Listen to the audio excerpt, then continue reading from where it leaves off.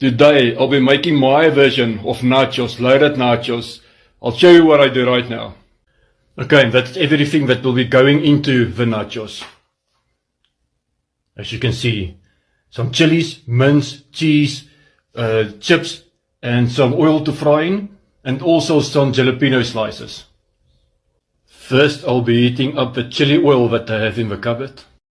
I also cut up 2 green chilies that I had in the fridge. Now I'm gonna add the mince. Okay, that's more or less what the mince looks like. I'm not gonna add all that oil, but a bit of oil is necessary because of the chips. I started off with a ghost pepper flavored bacon bites.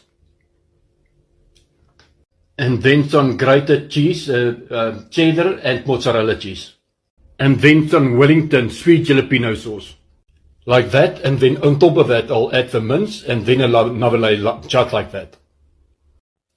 So I added the mince and I added some jalapenos as well. Then exactly another layer like that, except for the first time I used the ghost pepper flavored bacon bites. This time I'm not going to use the normal bacon bites, the barbecue bacon bites. Okay, and that's what it looks like before it goes into the oven.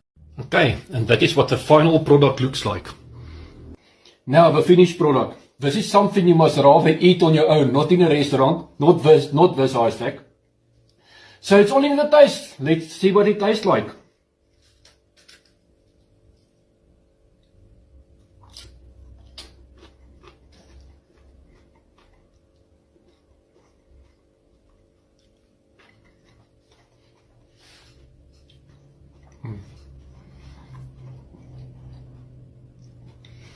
Really came out nice. This is very delicious. Till next time guys, love you all, cheers.